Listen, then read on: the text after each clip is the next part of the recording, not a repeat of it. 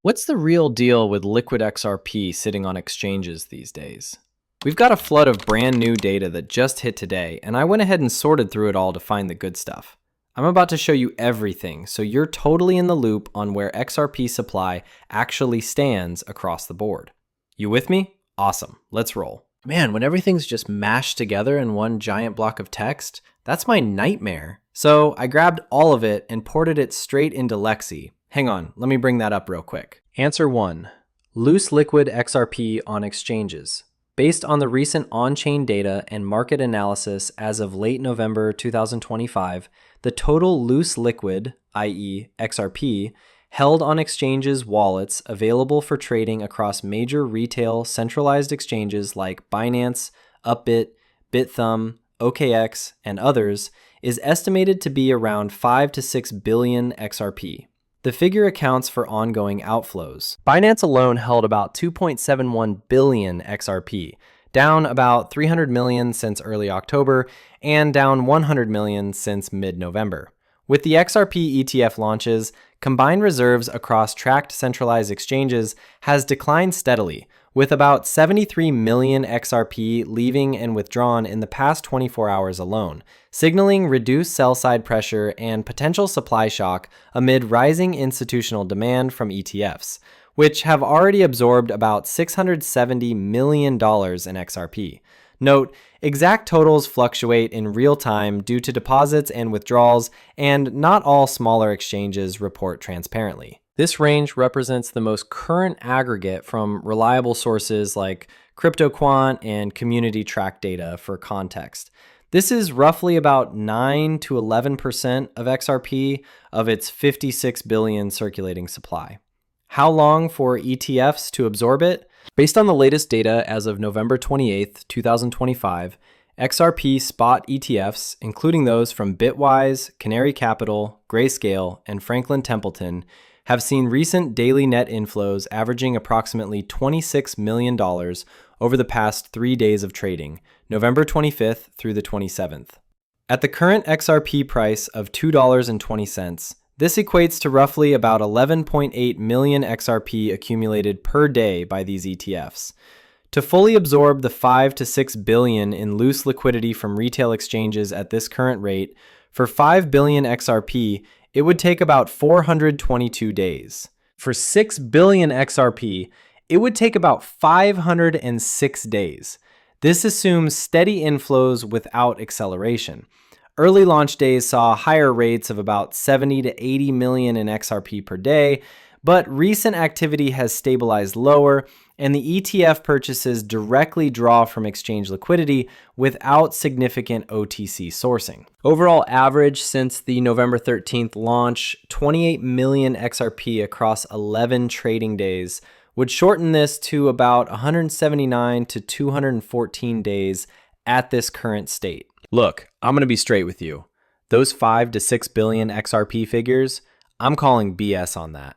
I think a good portion of that is already tied up somewhere. The problem is it's nearly impossible to separate which wallets are actually holding XRP for customers versus which ones have just been abandoned or forgotten. Jake Claver and a couple other smart people in this space are putting the real number at around 2 to 3 billion XRP that you can actually trade on exchanges today. Yeah, I know a ton of folks just leave their crypto parked on exchanges, and honestly, that's its own rabbit hole we could go down. I'm definitely not recommending you do that. A lot of investors see that as sketchy and prefer moving everything offline into hardware wallets or secure custody solutions. My point is simple. The real circulating supply is probably way smaller than what people think. All right, so let's run with these 5 to 6 billion estimates for a second. That's your starting point. But if you're like me and think the truth is closer to 2 to 3 billion, well, then every single one of these dates gets chopped in half. You follow? Half of 422 days puts you there. Half of 506 days brings you down. You're talking about 253-ish, and everything else drops by 50% too. We're about to see 3 brand new ETF products drop within the next couple days. You've got 21 shares in there. CoinShares is definitely one of them, and there's a third that's totally escaping me right now. My bad, I'm cramming so much of this stuff into my head that one always slips through the cracks. Here's where it gets interesting though. These launches could stack even more buying pressure on top of what these numbers are already showing us, and that dynamic could get pretty wild. And hey, what happens if we suddenly get bombshell news about international ETFs going live, maybe targeting markets we haven't even tapped yet? Or think about this scenario. What if the absolute giants like BlackRock, Fidelity, or Vanguard wake up one day and decide it's game time? That kind of move would be absolutely massive and could shrink these supply figures way faster than anyone expects. Here's the simple truth. When supply keeps vanishing from exchanges, price has nowhere to go but up. Most of this breakdown is anchored to $2.20 and specific timeframes, so don't be surprised if things bounce around, just adding that layer for you. XRP supply on exchanges drops over 45% in 60 days. Fresh data from Glassnode shows a major supply shift happening right now, from 3.95 billion XRP on September 21st to just 2.6 billion of XRP on November 27th. You know what? I'm leaning hard toward this 2.6 billion being the real number of what's actually liquid and up for grabs. Let's talk about OTC desks for a minute, because this gets really interesting. Where do they even grab their supply from? Basically one door. Ripple themselves, yeah? Through Ripple Prime, or else they're stuck fighting over scraps on regular exchanges. Think about the corner they're in here. What's their move supposed to be? Just tell clients, sorry, we're fresh out of XRP? That's not gonna fly, right? So what happens is these OTC players are gonna march straight to Ripple's office asking, look, can we tap into that escrow you've got locked up? Ripple might look at them and go, yeah, no thanks. And when that happens, boom, every OTC operation out there has no choice but to start wheeling and dealing with exchanges, scooping up whatever tokens they can grab. Picture this whole feeding frenzy of buyers racing to lock down XRP because their end customers are screaming for it. Now imagine XRP suddenly had the same crowd behind it as Ethereum or Bitcoin pulls in, right? Right now, we're looking at maybe 2-3 million XRP holders scattered across the globe. We're sitting at 8 million wallets, but let's be real here. A bunch of us are juggling multiple wallets. Guilty as charged over here. So think about it for a second. What's it going to look like when we've got 5 million or 10 million or even 20 million real people actually holding XRP?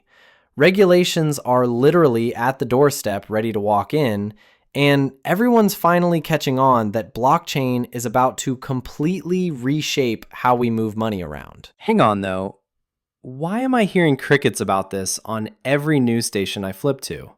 Seriously, where's the coverage? Simple answer, they've decided it doesn't exist for you. They're basically playing keep away with information. You see that? They're not going to feed you anything that might genuinely shake up your reality. They'd love nothing more than to see you stay glued to the exact hamster wheel you've been running on since day one. And breaking free from that, that's the whole battle people are waging right now. And man, that's what gets me hyped about jumping into this space. You understand? I'm chasing the ability to wake up and think, you know what? Let's just grab that jet and disappear to Fiji for a minute. Are you tracking with me here? I just need that option sitting on the table. Sure, I could make it happen right now, but when the budget's feeling crunchy, right? Thrown around 20,000, 30,000 like that, yeah, my brain goes straight to buying more XRP instead, right? All right, so what have you got cooking about XRP supply that's parked on exchanges, right? We went over this already. I mean, look, I'm basically doing multiple rounds of homework over here, and I needed to be absolutely certain that everything I'm dropping on you checks out.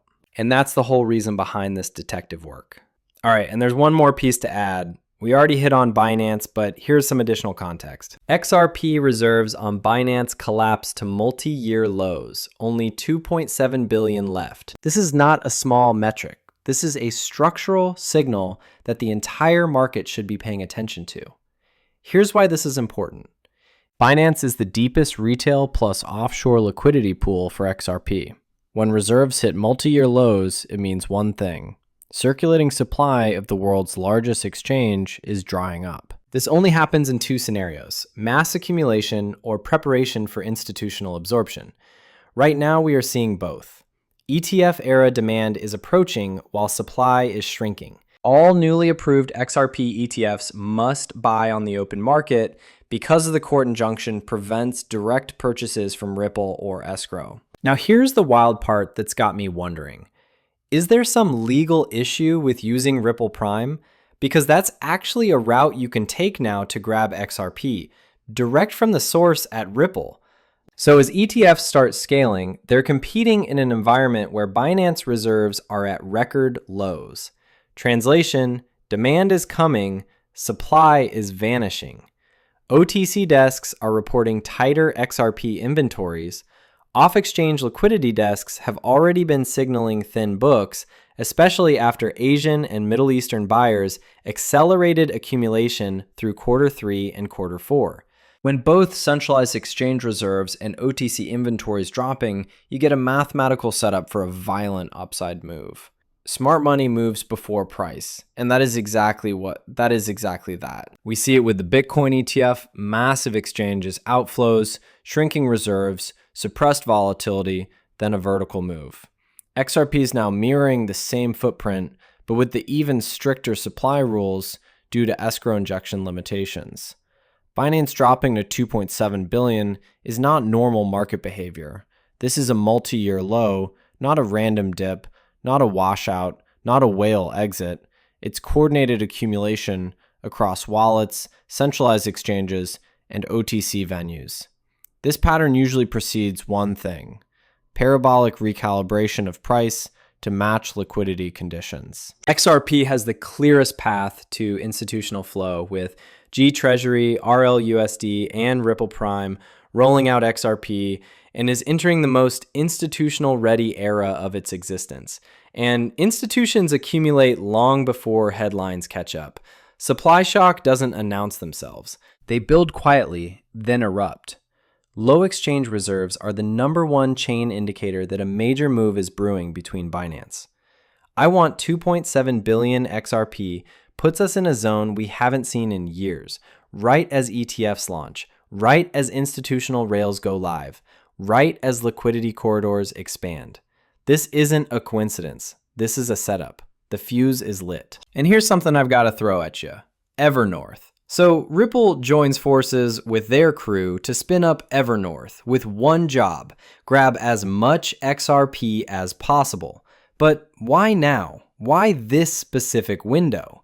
I'm betting they can smell what's brewing with the supply situation, and they rushed to get this thing standing with money loaded before we hit liftoff. And hey, I'm not going to sit here acting like I've cracked some secret code to the future, but just watch what's happening in real time and tell me these aren't massive green flags for the XRP ledger, right? Point me to the red flags. Go ahead, I'll wait. Plus, you've got the EVM sidechain running and basically every other project Ripple's got their hands in everywhere. Then zoom in on adoption. Take Korea as your case study, right? XRP's flying off the shelves on Korean exchanges faster than Bitcoin at this point. Eyes are opening, and once ETFs keep rolling out and products keep stacking up, once regular people finally get it through their heads that crypto isn't going anywhere, what happens to XRP supply then? Like, genuinely, how does this story end? You've got appetite for XRP surging from every direction. You've got builders everywhere, fresh companies, heavyweight institutions, laying foundation on the XRP ledger, and none of that runs without XRP. Zero chance. And oh yeah, Flare's sliding into the mix now. They're shooting for 5 billion XRP yanked off the street so it can sit there generating yield. And then Midnight's about to drop.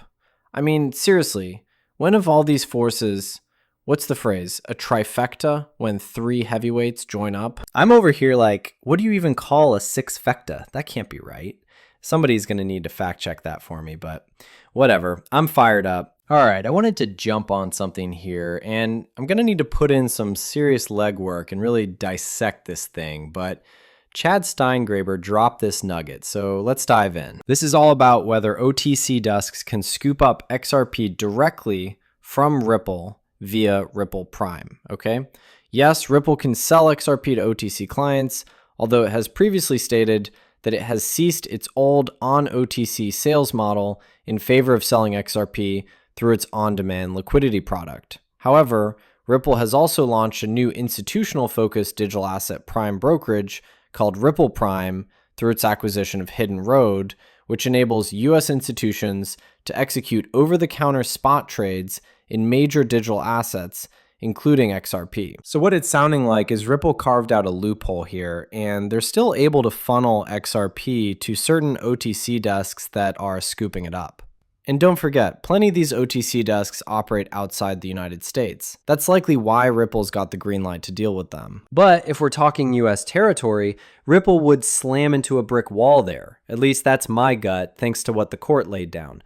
So yeah, I've got to burrow into this whole situation and get my facts straight before I can walk you through it cleanly. The whole Ripple Prime angle. There's a fresh platform on the scene that's letting institutional clients trade big name digital assets, XRP being one of them, through over-the-counter transactions.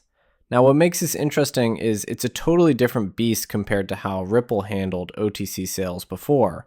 Back then they'd sell XRP straight to these high-level players at markdown prices. Past OTC sales in 2024 legal filing, Ripple stated that it had ditched the OTC sales model and that all sales were now conducted through its on-demand liquidity product. Future possibility. The new Ripple Prime platform creates a channel for institutional clients to engage in OTC trading with Ripple, which could be considered a new form of OTC sales. I'll bring as much data as I can about this over the next few days. Escrowed XRP.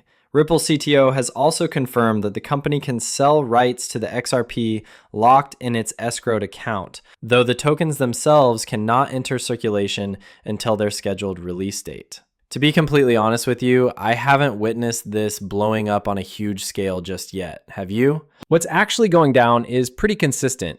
Every month, 1 billion XRP breaks free from escrow, and guess what? Roughly 70% of it gets tucked back into lockup. Yeah, some months they lock away a touch more, other months it dips a bit lower. I'm planning to break down the numbers from last year and stack them against what we're seeing this year, giving you a really clear view of Ripple's relocking behavior. You better believe I'll be tracking this situation closely and delivering all the key details you'll want to hear moving forward. Okay, hold up. Are we seriously about to skip past the whole bank thing? What's the deal with that? Ripple's National Trust Bank. Ripple is seeking to become a charter bank. In case you didn't know, this charter would allow Ripple to custody digital assets, facilitate lending, and potentially gain direct access to Fed services, such as the Federal Reserve's FedNow system for instant payments, or even participation in the discount window for liquidity support. Now look, in my opinion, this probably isn't as groundbreaking as it sounds. Let me explain why. FedNow has nothing to do with blockchain whatsoever. It's basically just the Fed running another centralized platform. And this connects perfectly to something we're always hammering home on this channel, the Trump administration's push to rebuild our financial rails from the ground up. You follow me? They rolled out FedNow, claiming it was the next generation solution. But if you want to layer something brand new on top of this so-called upgraded infrastructure and actually replace FedNow in the process, your best shot at pulling that off quickly and smoothly is tapping into tech that's already been developed and proven to work. Right now, everything's kind of messy because it's still sitting in like 50 different search tabs. But trust me, what I discovered yesterday was eye-opening. You're going to get a kick out of this. Don't go anywhere. Ripple has formally applied for the US bank charter. Okay, so let me break down the timeline for you. This 120-day clock started ticking sometime around late July, probably the 30th or 31st. We're still in waiting mode for the OCC to make a move. Here's the thing. This could easily stretch out to 9 months, maybe even a full year.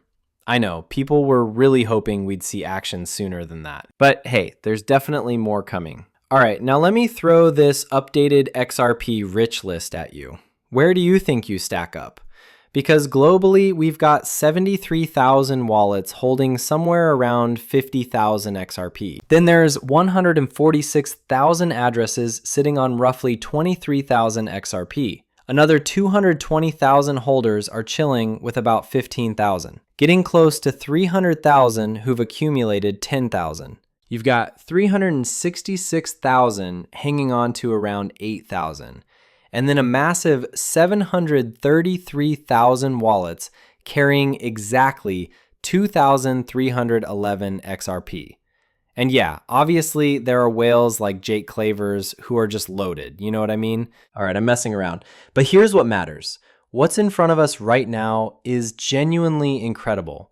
You're in this super exclusive group of people who are actually tuned in to the shifts happening in our financial landscape.